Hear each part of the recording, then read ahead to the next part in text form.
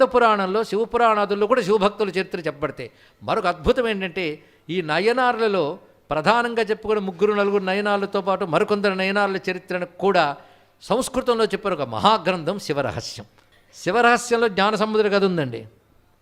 అది మనం మొన్న మీమాంస చేసుకున్నాం.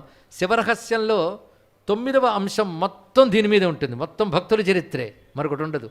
అందులో జ్ఞానసముద్ర కథ ఉంటుంది. అరే పురాణ శివరహస్యం ఏనాటిదో, వీళ్ళు తర్వాత కాలం వాళ్ళు కదా, వాళ్ళ కథని ఎలా రచించారు అంటే ఋషి రచించినప్పుడు భవిష్యత్ దృష్టి భవిష్యత్ ద్రష్టలు కనుక భవిష్యత్తులో ఇలా జరుగుతుందని రాశారు, కానీ జరిగిందని రాయలేదు ఆ గ్రంథంలో.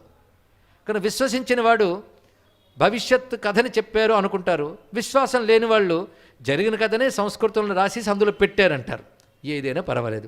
కొంతమంది అంటారు ఉపమన్యువు చెప్పినట్లుగా సెక్యులర్ పురాణాన్ని సంస్కృతంలో ఎవరెవరు రాసేశారు అని.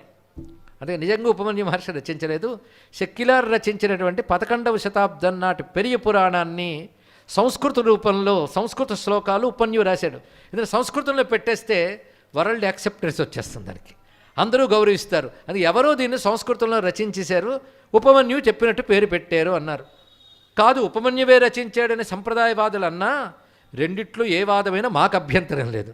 ఎందుకంటే తర్వాత రాసినా ముందు రాసినా మంచి పని చేశారు కదా.